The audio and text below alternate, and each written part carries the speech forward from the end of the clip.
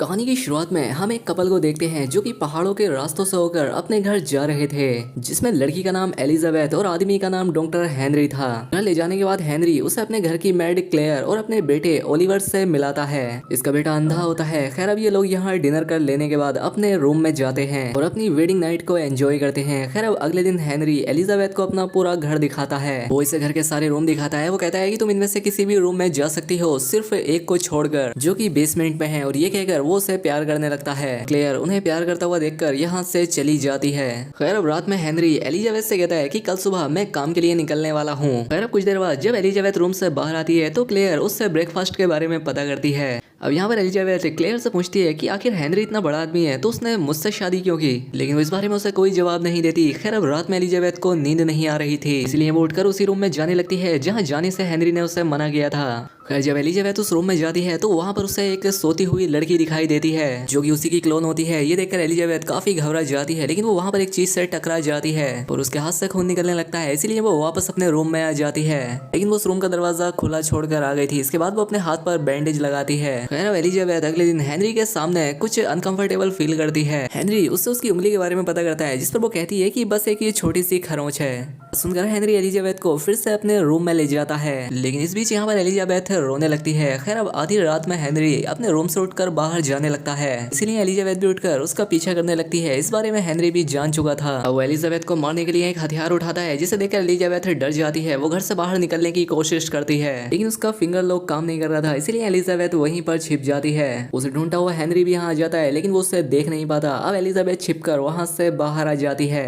और अपनी सेफ्टी के लिए वहां से एक हथियार उठा लेती है। और जब वो ऊपर जाने लगती है तो हेनरी भी वहीं पर छिपा होता है और वो एलिजाबेथ पर अटैक करके उसकी जान ले लेता है। अब अगले दिन हेनरी और क्लेयर मिलकर एलिजाबेथ की बॉडी को ग्राउंड में दफना देते हैं। फिर ये सभी लोग ब्रेकफास्ट करते हैं जैसे कुछ हुआ ही ना हो। यहाँ पर क्लेयर हेनरी को ये सब छोड़ने के लिए भी कहती है, क्योंकि उसे ये सब पसंद नहीं था। इसके बाद 6 महीने बीत जाते हैं और हम देखते हैं कि हेनरी दूसरी एलिजाबेथ के साथ उसी रोड से जा रहा था जैसे कि पहले हुआ था। पहले की तरह ही हेनरी एलिजाबेथ को सभी लोगों से मिलवाता है। वो फिर से उसे पूरा घर दिखाता है और कहता है कि इनमें से तुम सभी रूमों में जा सकती हो, सिर्फ एक को छोड़कर। अब ये लोग साथ में डिनर करते हैं और फिर से रूम में चले जाते हैं। सोने से पहले हेनरी उससे कहता है कि कल मुझे कहीं काम पर जाना है। यहाँ पर एलिजाबेथ को नींद नहीं आ रही होती है, इसलिए वो यहाँ से उठकर किचन में जाती है जहाँ पर उसे क्लेयर मिलती है। वो क्लेयर से हेनरी के बारे में पूछती है, लेकिन इससे पहले क्लेयर उससे कुछ बताती है। यहाँ हेनरी आकर उसे वापस रूम में ले जाने लगता है। अब अगले दिन एलिजाबेथ घर में अकेली होती है और वो घूमते हुए फिर से उसी रूम में पहुंच जाती है जहाँ पर हेनरी ने उसे जाने से मना किया था। तभी वहाँ पर एलिजाबेथ को खुद की तरह एक लड़की दिखती है। उसे देखकर एलिजाबेथ यहाँ से भागने लगती है और तभी उसकी हमशक्ल भी उठकर उसके पीछे आने लगती है। एलिजाबेथ अपने रूम में पहुंचकर देखती है कि क्लेयर और ओलिवर कहीं बाहर जा रहे हैं। अब वो अपने रूम में जाकर लेट जाती है और तभी वहाँ पर एलिजाबेथ की वो क्लोन आती है और उसकी नाइट वेयर निकाल देती है, जिस बारे में एलिजाबेथ को कुछ भी पता नहीं चलता। सुबह उठने पर एलिजाबेथ देखती है कि उसकी नाइट वेयर आधी खुली हुई है। फिर हेनरी यहाँ आकर उससे पूछता है, तुम ठीक तो हो? इसके बाद एलिजाबेथ फ्रेश होने के लिए बाथरूम में चली जाती है। अब हेनरी भी बाथरूम में आने लगता है। हालांकि एलिजाबेथ उसे रोकती है, लेकिन हेनरी उसकी एक नहीं सुनता।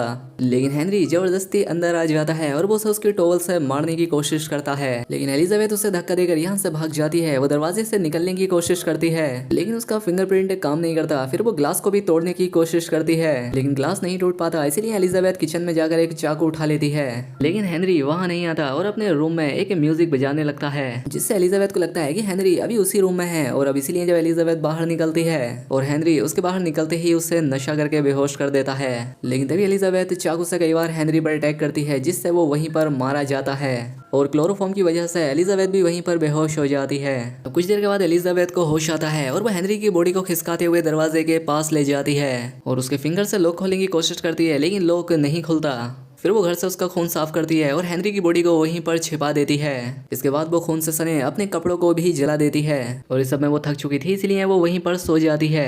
तभी उसे हेनरी के फोन की आवाज आती है और जब वो उसके फोन को चेक करती है तो उस पर क्लेयर के कई सारे मिस कॉल आए होते हैं। ये देखकर वो 911 पर कॉल करती है और बताती है कि वो अपने ही घर में लॉक हो गई है, लेकिन प्रॉब्लम ये थी कि उसे अपने घर का लोकेशन भी नहीं पता था। और इसके कुछ देर बाद ही ओलिवर और क्लेयर भी घर आ जाते हैं। उन्हें देखकर एलिजाबेथ ऐसा नाटक करती है जैसा कुछ हुआ ही ना हो। क्लेयर के पूछने पर वो कहती है कि हेनरी ऊपर सो रहा है। अब क्लेयर किचन में जाती है लेकिन तभी उसे हार्ट अटैक आ जाता है, इसलिए वो इमरजेंसी नंबर पर कॉल करके एम्बुलेंस को बुलाती है और कुछ देर बाद एम्बुलेंस यहाँ आकर क्लेयर को ले जाती है। और इसी बीच मौका देखकर एलिजाबेथ घर से बाहर निकलने लगती है, लेकिन ओलिवर उसे रोकता है, कहता है कि अगर तुम घर से बाहर गई तो मैं भी तुम्हें पुलिस से नहीं बचा पाऊंगा। दरअसल ओलिवर जान चुका था कि एलिजाबेथ ने हेनरी को मार दिया है, इसीलिए वो उससे हेनरी की बॉडी दिखाने के लिए कहता है। इसके बाद एलिजाबेथ उसे हेनरी की बॉडी के पास ले जाती है, जिसके बाद ये दोनों मिलकर उसकी बॉडी को डिस्ट्रॉय कर देते हैं। अब ओलिवर एलिजाबेथ से उसके पास्ट के बारे में पता करता है। वो कहती है कि मेरे पेरेंट्स एक कार एक्सीडेंट में मारे जा चुके थे और मैं एक ऑर्फनेज में बड़ी हुई हूँ, लेकिन ओलिवर जानता था ये सब डॉक्टर हेनरी के एक्सपेरिमेंट का नतीजा है, क्योंकि उसी ने इसके दिमाग में ये मेमोरी डाली थी। यहाँ पर ओलिवर उसे बताता है कि तुम इंसान नहीं हो, तुम एक क्लोन हो और हेनरी अब तक तुम्हारी तरह 6 क्लोन बना चुका है, जिनमें से 4 को तो वो मार चुका है और तुम 5 भी हो। तभी यहाँ पर हेनरी का दोस्त फ्रैंक आ जाता है, जिसे देखकर ओलिवर एलिजाबेथ को समझाकर उसके पास भेजता है। फ्रैंक के पूछने पर एलिजाबेथ उसे बताती है कि अभी हेनरी घर पर नहीं है, लेकिन फ्रैंक को यहाँ पर कुछ गड़बड़ लगती है, इसीलिए ओलिवर पीछे से फ्रैंक को शूट कर देता है, जिससे वो मारा जाता है। यहाँ पर ओलिवर एलिजाबेथ को बताता है कि फ्रैंक ने पहले भी तुम्हारी तरह एक लड़की एलिजाबेथ को देखा था, उसे हम पर पहले से ही डाउट था, इसलिए मैंने उसे मारा।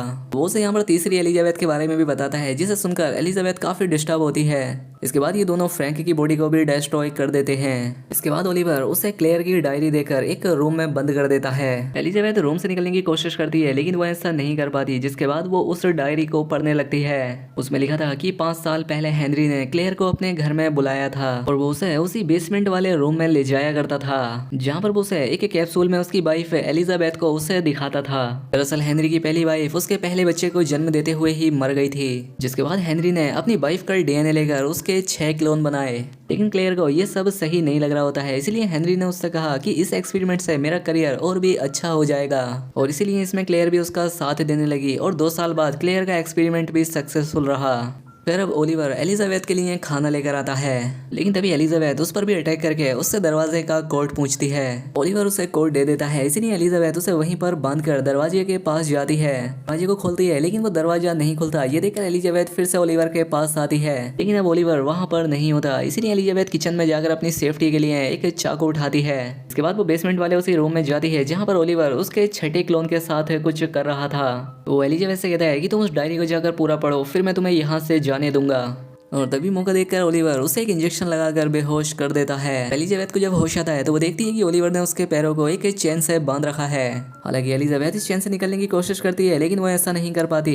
इसके बाद वो फिर से उस डायरी को पढ़ने लगती है, जिसमें कुछ दिनों बाद वो तीसरी एलिजाबेथ भी मर जाती है। इसके बाद वो उसकी बॉडी को भी दफना देते हैं और फिर से उस एक्सपेरिमेंट को करने लग जाते हैं। और ऐसे ही 6 महीने बीत जाते हैं। हेनरी अपने एक्सपेरिमेंट को लेकर पागल सा हो गया था। इस बीच क्लेयर और हेनरी में भी प्यार हो जाता है। वहीं अब डायरी पढ़ने के बाद ओलिवर फिर से एलिजाबेथ के लिए खाना ले आता है। अब एलिजाबेथ आगे फिर से उस डायरी को पढ़ती है, जिसमें क्लेयर ने हेनरी से ब्रेकअप कर लिया था। फिर क्लेयर एक दिन हेनरी से पूछती है कि आखिर तुम ये एक्सपेरिमेंट क्यों कर रहे हो, जिस पर हेनरी उससे कहता है कि मैं अपनी वेडिंग नाइट को बार बार जीना चाहता हूँ। ये सुनकर क्लेयर को काफी अजीब लगता है। वो जानती थी कि हेनरी का बच्चा उसी वक्त मर गया था और ओलिवर हेनरी का बेटा नहीं था। दरअसल वो उसी का क्लोन ही था, क्योंकि हेनरी चाहता था कि उसके मरने के बाद उसका यंग क्लोन और एलिजाबेथ साथ में रहें। और अब ये सब जानकर वो 5वीं एलिजाबेथ हैरान रह जाती है।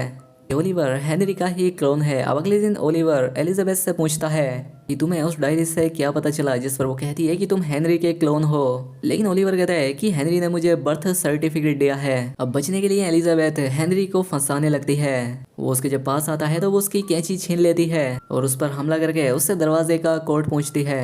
लेकिन तभी वहाँ पर एलिजाबेथ की 6ठी क्लोन आ जाती है। यहाँ पर हम देखते हैं कि वो ओलिवर को उससे बचा रही थी। और तभी एलिजाबेथ ओलिवर को पकड़ के उसे मारने की धमकी देती है और वो 6ठी एलिजाबेथ उस पर गन चला देती है, जो कि ओलिवर को लगती है। तो वो वहीं पर मारा जाता है। अब एलिजाबेथ यहाँ से बाहर जाने लगती है। क्लोन एलिजाबेथ उसे भी शूट कर देती है। एलिजाबेथ उसे क्लेयर की वो डायरी पढ़ने के लिए कहती है और जब वो एलिजाबेथ उस डायरी को पढ़ती है तो उसे भी सब पता लग जाता है।